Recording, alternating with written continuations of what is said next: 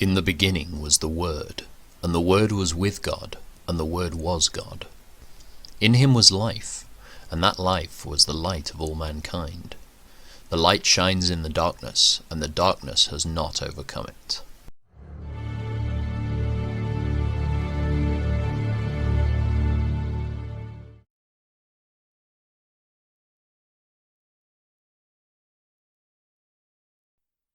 After the death of Saul, David returned from his victory over the Amalekites and spent 2 days in Ziklag.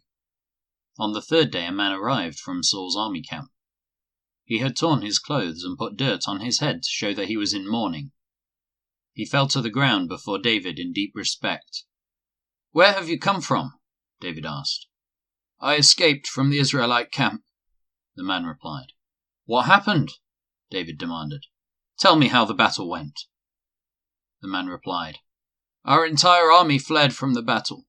Many of the men are dead, and Saul and his son Jonathan are also dead." "How do you know Saul and Jonathan are dead?" David demanded of the young man.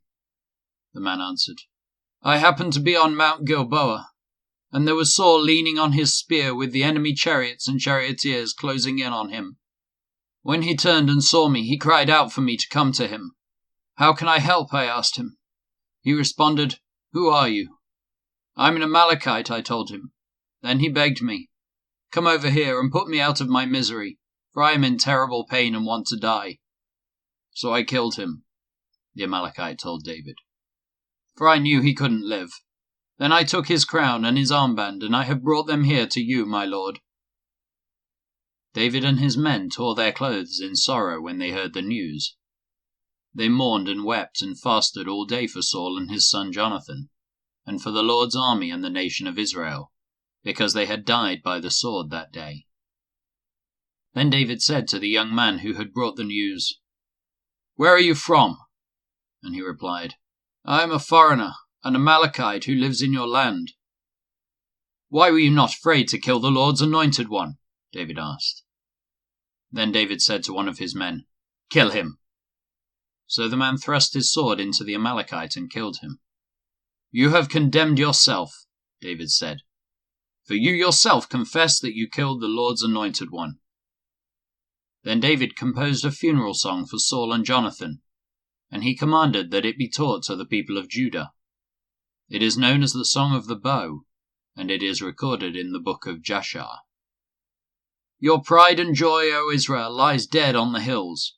Oh, how the mighty heroes have fallen. Don't announce the news in Gath. Don't proclaim it in the streets of Ashkelon, or the daughters of the Philistines will rejoice, and the pagans will laugh in triumph. O mountains of Gilboa, let there be no dew or rain upon you, nor fruitful fields producing offerings of grain. For there the shield of the mighty heroes was defiled. The shield of Saul will no longer be anointed with oil. The bow of Jonathan was powerful, and the sword of Saul did its mighty work. They shed the blood of their enemies, and pierced the bodies of mighty heroes. How beloved and gracious were Saul and Jonathan. They were together in life and in death. They were swifter than eagles, stronger than lions. O women of Israel, weep for Saul, for he dressed you in luxurious scarlet clothing, in garments decorated with gold. Oh, how the mighty heroes have fallen in battle. Jonathan lies dead on the hills. How I weep for you, my brother, Jonathan. Oh, how much I loved you, and your love for me was deep, deeper than the love of women. Oh, how the mighty heroes have fallen. Stripped of their weapons, they lie dead." After this, David asked the Lord, "Should I move back to one of the towns of Judah?" "Yes," the Lord replied. Then David asked, "Which town should I go to?" "To Hebron," the Lord answered. David's 2 wives were Ahinoam from Jezreel, and Abigail the widow of Nabal from Carmel. So David and his wives, and his men and their families all moved to Judah, and they settled in the villages near Hebron. Then the men of Judah came to David and anointed him king over the people of Judah.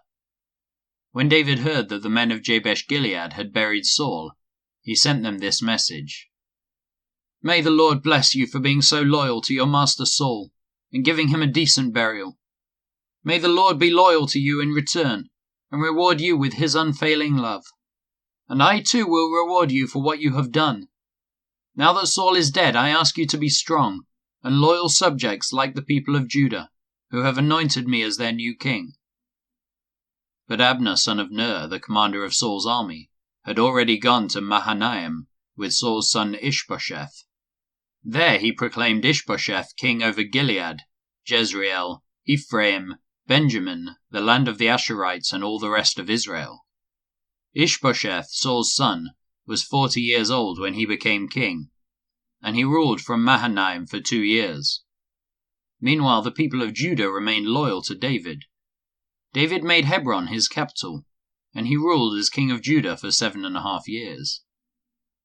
One day Abner led Ishbosheth's troops from Mahanaim to Gibeon. About the same time, Joab, son of Zeruiah, led David's troops out and met them at the pool of Gibeon. The two groups sat down there facing each other from opposite sides of the pool. Then Abner suggested to Joab, "Let's have a few of our warriors fight hand to hand here in front of us." "All right," Joab agreed.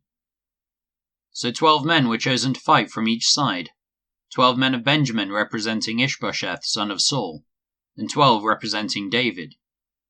Each one grabbed his opponent by the hair and thrust his sword into the other's side, so that all of them died. So this place at Gibeon has been known ever since as the Field of Swords. A fierce battle followed that day, and Abner and the men of Israel were defeated by the forces of David. Joab, Abishai, and Asahel, the 3 sons of Zeruiah, were among David's forces that day. Asahel could run like a gazelle, and he began chasing Abner. He pursued him relentlessly, not stopping for anything. When Abner looked back and saw him coming, he called out, "Is that you, Asahel?" "Yes, it is," he replied. "Go fight someone else," Abner warned.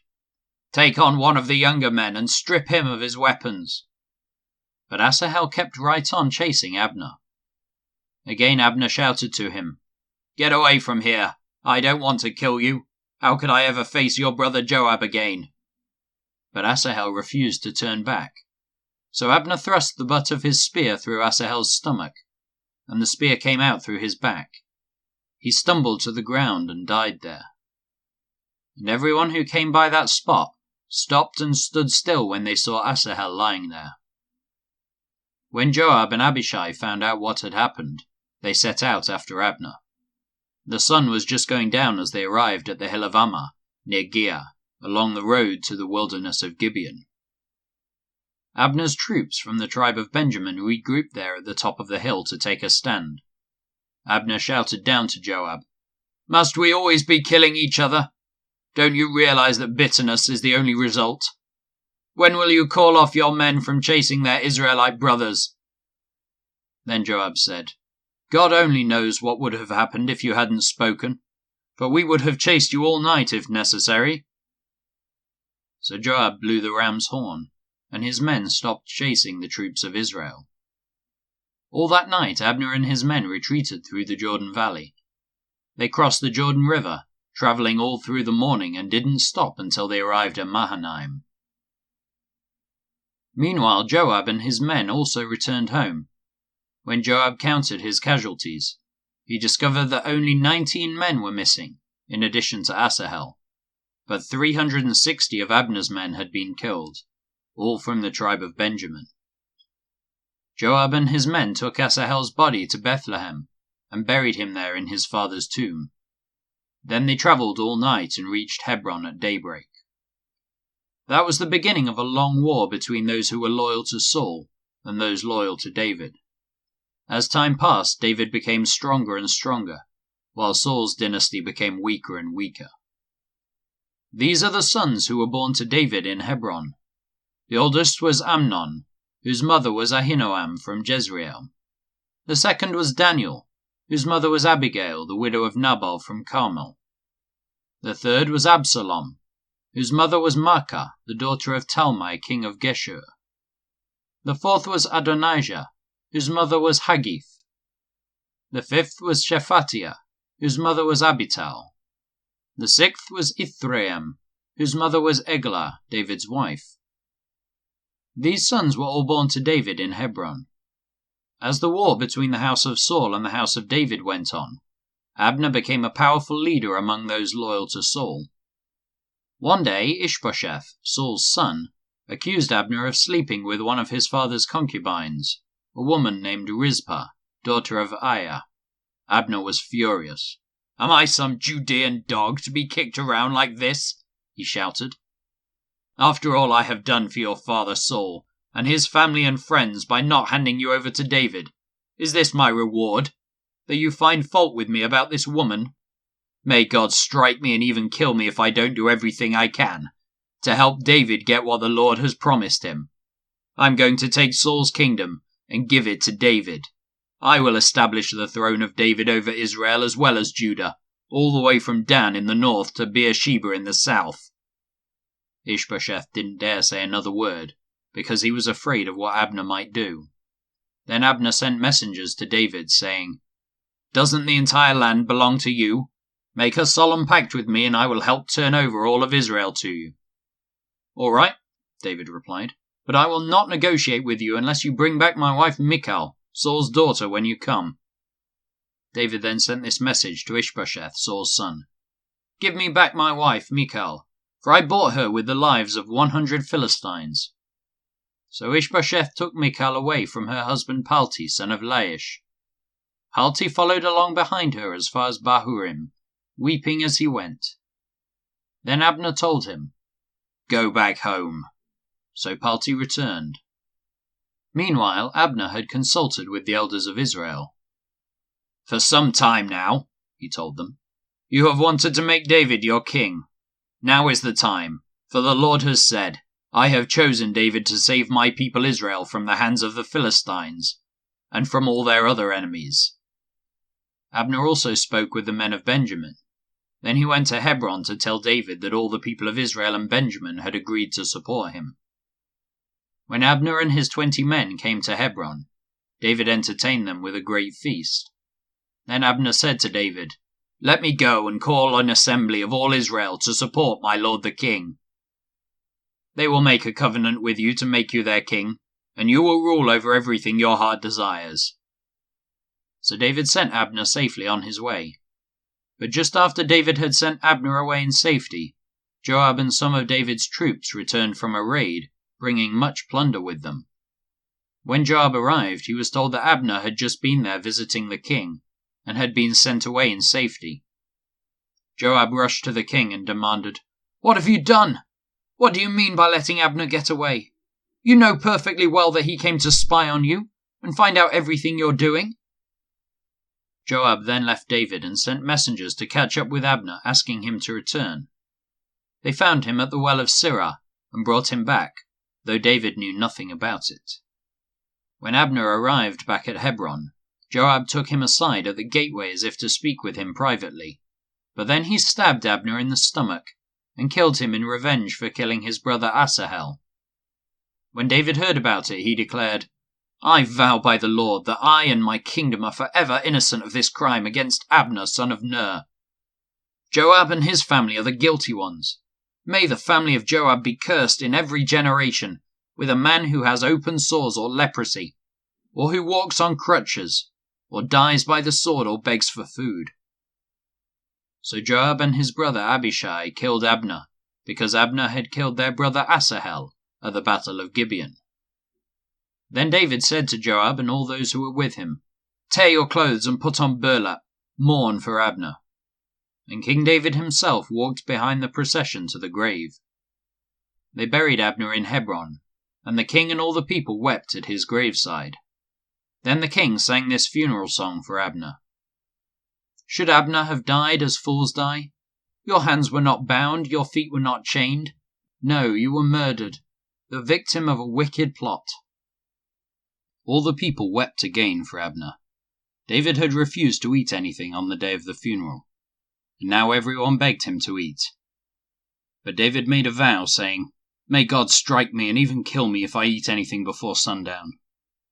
This pleased the people very much. In fact, everything the king did pleased them.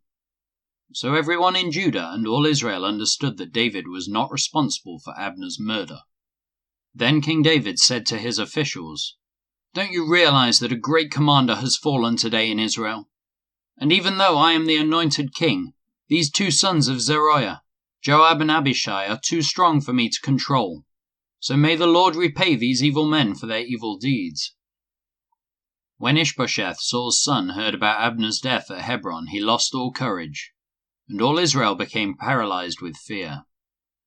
Now there were two brothers, Baanah and Rechab, who were the captains of Ishbosheth's raiding parties.